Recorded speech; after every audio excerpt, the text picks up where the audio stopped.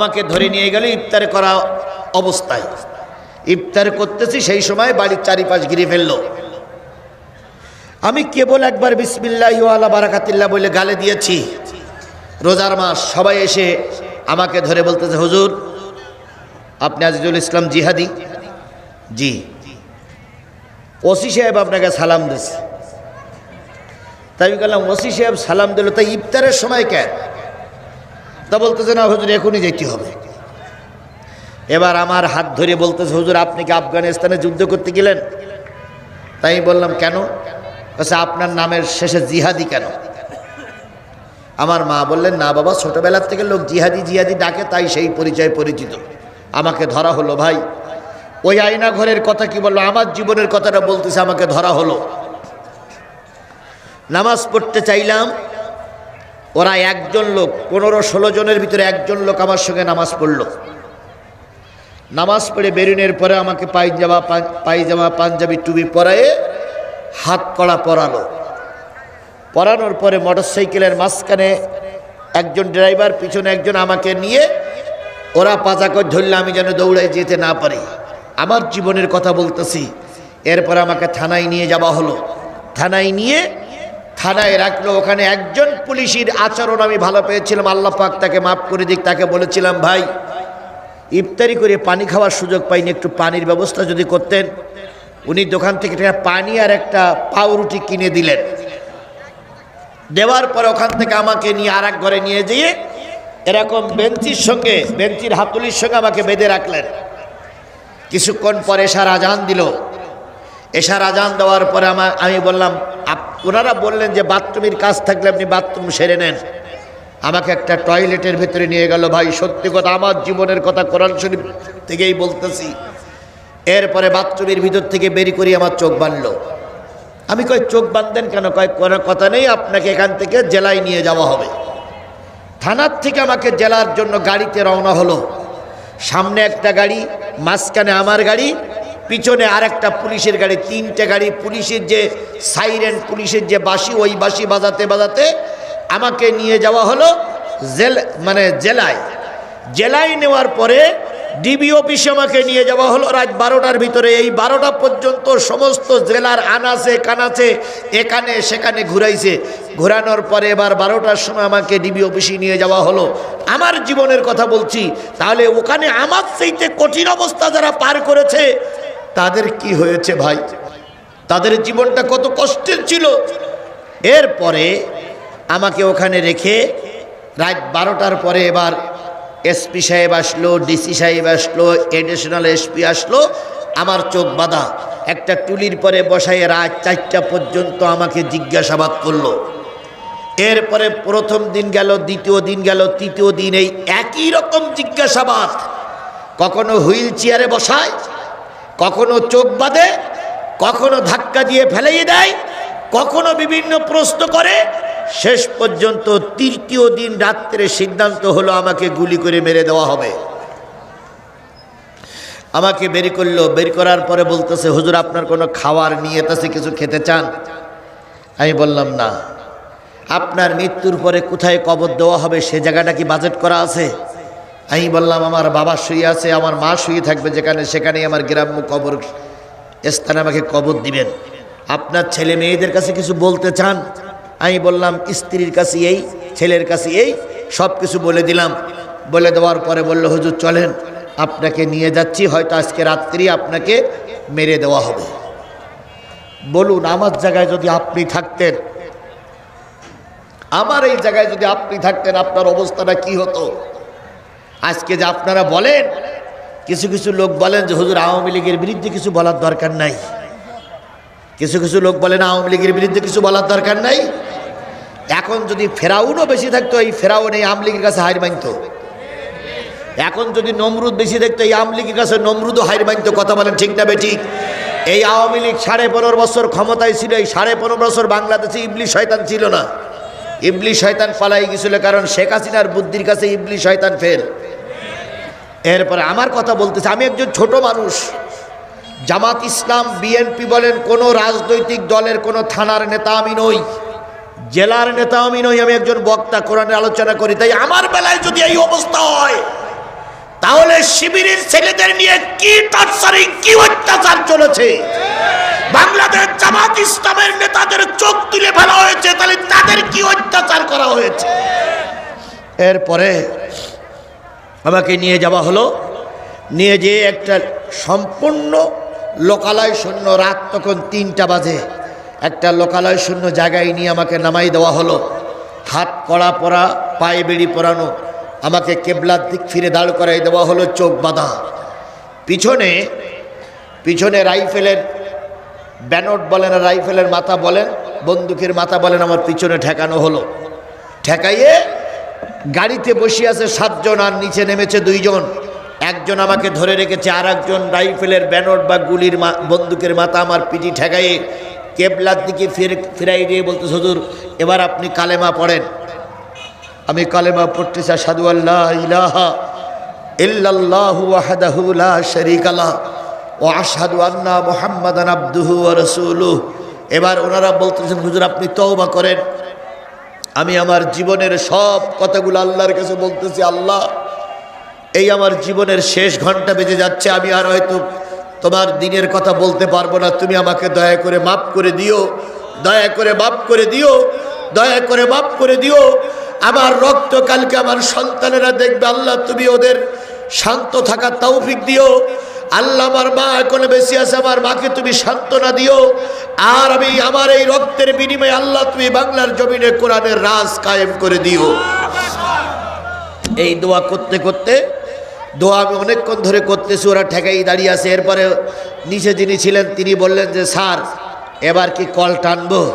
Sir বললেন দাও, কারণ এর অনেক চেষ্টা করলাম, কিন্তু এ তথ্য দেয় না, এরে দুনিয়ার থেকে বিদায় করে দাও, অপরের অর্ডার, এরে গুলি করে মেরে দাও। ওরা কল টানলো, কিন্তু আল্লাহর কি রহমত, গুলি বাহির হলো না। কোরআন শরীফ আমার সামনে, আমি কিন্তু ইব্রাহিম আলাইহিস সালামের জীবনী বলতেছি, কথাটা বলতেছি যে ইব্রাহিম আলাইহিস সালামকে নমরুদ সরকার আর তার বাপ চাইছিল দুনিয়ার থেকে কি করে দেবে, বিদায় করে দেবে, কিন্তু কার বাজেট হয়নি? আরো জোরে বলেন, কার বাজেট হয়নি? তাই কথাটা বলতেছি। ওরা আমাকে নিয়ে যখন বন্দুকের কল টানবে, কল টানলো ঠিকই, কিন্তু গুলি বাহির হলো না। স্যার এ মেশিনই তো কাজ হচ্ছে না। স্যার বললেন মেশিন পাল্টাও, আরেকটা মেশিন নাও। আরেকজনের কাছে আরেকটা নিয়ে আসলো, সেও এসে আমার পিটি ঠেকাইয়ে কল টানলো, কিন্তু গুলি বাহির হলো না। তখন বলতেছে যে দেখো তো, অন্য দিক চালাই, অন্য দিক চালালো, ফাঁকা গুলি হলো, কিন্তু আমার পিঠির থেকে গুলি বাহির হলো না। তখন ভিতরে যে যিনি আছেন তিনি বলতেছেন, নিশ্চয়ই আল্লাহর খাস রহমত এই হুজুরির পরে আছে, এই জন্য বন্দুকের গুলি বাহির হচ্ছে না। 4 জনে আমাকে ধরলো। ধরার পরে যেরকম বাচ্চাদের আমরা হাতে দোলনায় দিয়ে দোল খাওয়াই, দোলনায় দিয়ে গাড়ির ভিতরে চেলে ফেলাই দিল।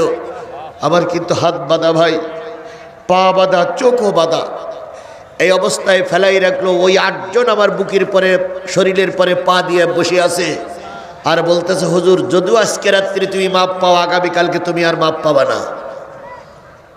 পরের দিনের কথা বলতেছি, পরের দিন আমার 4র্থ দিন, 5ম দিনে আমাকে কোর্টে হাজির করেছিল, 4র্থ দিন। এদিকে আমার বাচ্চাগুলো থানায় যেয়ে ওসি সাহেবের পা জড়াই ধরে কাঁদতেছে, স্যার আমার আব্বারে ফিরাই দেয়। ওসি সাহেব বাচ্চাদের লাথি মেরে পাঠাই দেয়, আর বলে তোর বাপের আমরা ধরে নিয়ে আসিনি। আমার স্ত্রী, আমার শ্বশুর, আমার শালীরা যেয়ে কাঁদতেছে, আমার স্বামীরে ফিরাই দিন। সেদিনের লস্কর জাহিদুল ছিল ওসি, লস্কর জাহিদুল ছিল ওসি, লস্কর জাহিদুল ছিল ওসি। সেই লস্কর জাহিদুল জুতো মেরে ফেলাই দিচ্ছে, আর বলতেছে তোর বাবার আমরা ধরে নিয়ে আসিনি।